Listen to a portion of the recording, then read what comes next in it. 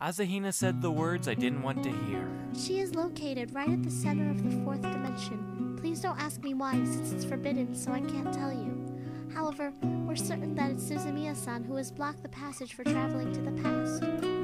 I didn't think Haruhi was capable of such a thing. Neither did I. Honestly, it's impossible for a normal human to interfere with the temporal planes. This is still an unsolved mystery, and Suzumiya-san herself is unaware that she is the source of all the temporal distortions and timequakes. I came to Suzumiya-san's side so that I could closely observe any new changes to the temporal planes. I'm sorry, I couldn't find any better words to describe it. Let's just say I'm in charge of surveillance. I was too speechless to respond. You don't believe me, do you? No. Right, so why are you telling me all this? Because you have been chosen by Suzumiya-san. Asahina turned to face me. I can't go into the details, but if I guess correctly, you are a very important person to Suzumiya-san. There is a reason for everything that she does. Then Nagato and Koizumi are... They are similar to me, but Suzumiya-san is so unaware that she is the one who gathered us to her side. Then, do you know what they are? That's classified information. What would happen if we just leave Haruhi alone? Classified information. Since you're from the future, you should know what happens next, right? Classified information. What if I told Haruhi all this? Classified information.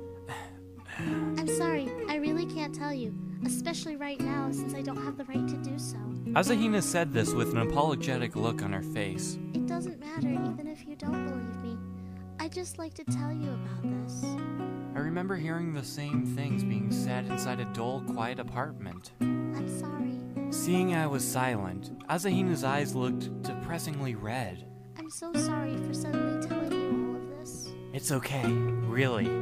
First, there's Nagato telling me she's a living humanoid interface created by aliens. Now there's Asahina claiming she's from the future. How am I supposed to believe all that? Somebody help me. When I placed my hand on the bench, I accidentally touched Asahina's hand. Even though I only brushed her tiny fingers, Asahina retracted them as fast as lightning and lowered her head. We then silently stared at the river. Time passed by. Asahina-san. Yes? Can I pretend this conversation never happened? Whether I believe you or not, let's put this aside for now. Okay. A smile came from Asahina's face. It was a very beautiful smile. As things go, this is the best solution. Please treat me as you have always done. I'm counting on you. That said, Asahina bowed deeply to me. Hey, there's no need to go that far. Can I ask you one more thing? What is it? Please tell me your real age. Classified information. Asahina smiled naughtily. Afterwards, we took a stroll around the streets. Despite Haruhi's pleas not to go on a date, I didn't intend to follow them. We went window shopping at the fashion stores in the mall, merrily ate some ice cream, and had a look around the souvenir stalls by the street side. The typical things a couple would do to kill time. It would have been perfect if only we could hold each other's hands. At this moment, my cell phone rang. It was Haruhi. We'll meet at noon at the station where we met this morning. She hung up after saying that. I looked at my watch. It was already 11:50. There's no way we're gonna make it. Was it Suzumiya-san? What did she say? She said we need to meet again at noon, so we'd better hurry. I grabbed Asahina's hand, knowing that we had no chance to make it by noon unless we ran, and we took off running towards the station. What reaction would Haruhi have if she saw us running hand in hand? I wonder. I guess she would go insane. So, any results? Haruhi questioned us as soon as we arrived. We were 10 minutes late, and that was the first thing Haruhi said when she saw us. She seemed rather pissed. Did you find anything? Nothing. Did you really even look? You didn't just stroll around, did you? What about Mikuru-chan? Asahina shook her head. Then what have you guys found? Haruhi went silent. Koizumi, standing behind her, scratched his head, while Nagato stood motionless. After a few moments of no one saying anything, Haruhi nearly growled, Let's have lunch first, then we'll continue after that. You still want to continue? As we had lunch in a burger shop, Haruhi said it was time to draw lots again. She pulled out some extra toothpicks she had taken from the cafe earlier this morning. She was really well prepared. Koizumi swiftly took one. Unmarked again. Such white teeth. I get the feeling this guy is always smiling. So is mine. Asahina showed me the toothpick she had just drawn. What about Kyon-kun? Sadly, mine is marked.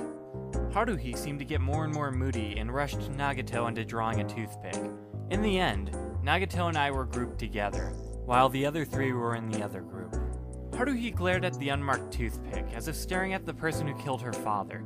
Then she turned towards me and Nagato, who was busy eating her cheeseburger, and scowled. "Why are you so mad?" We'll meet in front of the station by 4. Be sure to find something by then.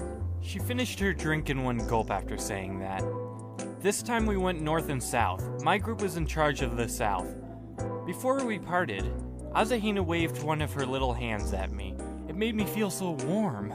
It was just me and Nagato now, standing idly in front of the busy station. Well, what should we do? Nagato said nothing. Let's go. I strode forward and found that she started following me. It seems I'm beginning to get used to hanging out with her now. Nagato, about the stuff you told me the other day. What about it? I'm starting to believe it a little. Is that so? Yeah. So under this empty atmosphere, we silently walked around the station. Don't you have any casual clothing? What do you like to do on holidays? Are you happy now? That's pretty much how our conversation went for that day. There was no point walking around aimlessly, so I took Nagato to a nearby library by the seaside.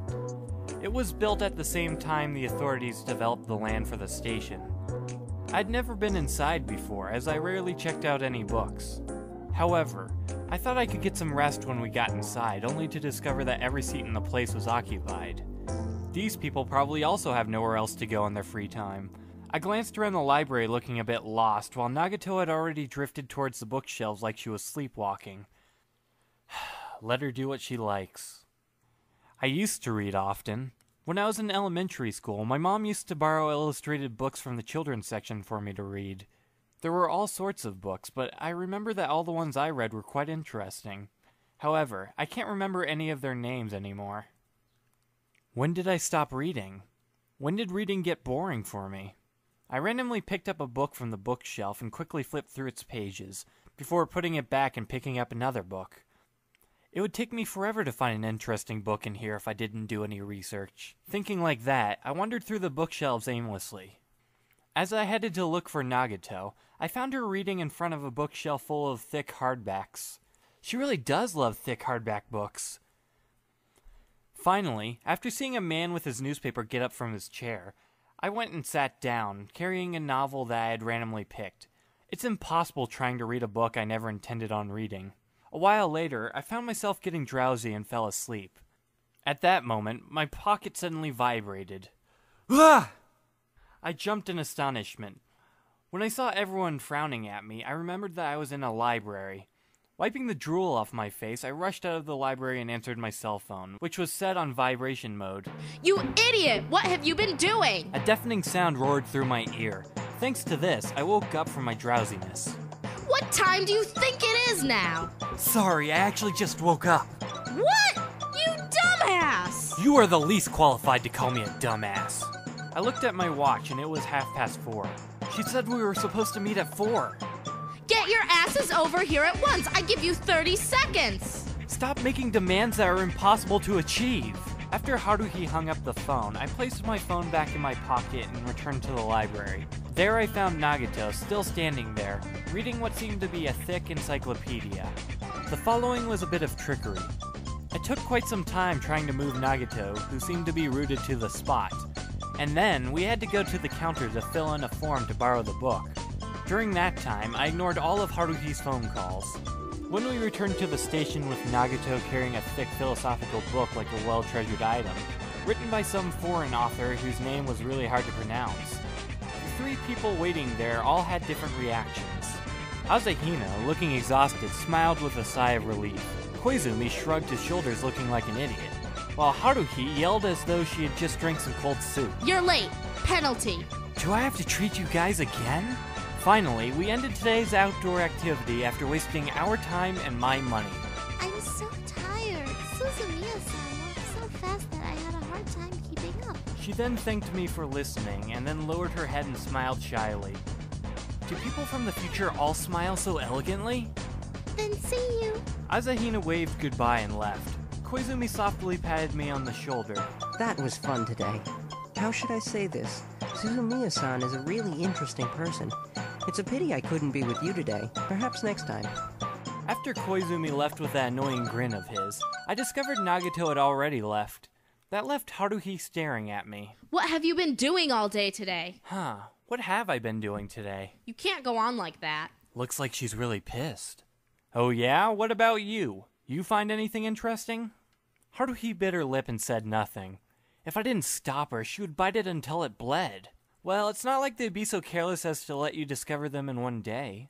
Seeing me trying to lighten the mood, Haruhi turned her eyes away quickly. We'll have a debriefing the day after tomorrow in school. Haruhi turned and walked into the crowd without looking back. With the thought of finally being able to go home, I returned to the bank only to discover my bike was missing.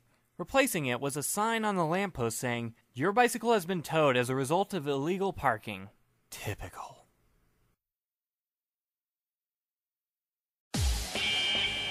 They say it's better to regret doing it than to regret not doing it, right? It's okay for me to force a sudden change based on my on-site observations, right? I'm truly glad that my own heart is in a tomb of ice. Can I achieve all of my goals? Don't stand in my way. Don't waste your time on me. Don't bother being warm. I won't feel a thing. I'm in the dark. You see, I really want to see you die. My will is not my own. My duty is my cage button. Let's let me fade out like the dying notes of the sunlight. I told you stop at your burning passion. Can you express that in numeric sequence? You really are boring me with all of this nonsense. If I am to show you how this world looks through my own eyes, you would probably be paralyzed with fear. A place that's full of dreams. You really are a fool. There is no such thing. It doesn't exist. If you die, Haruhi Suzumiya will surely take some form of action. I'll probably get to observe an information explosion. It's a unique opportunity. See ya.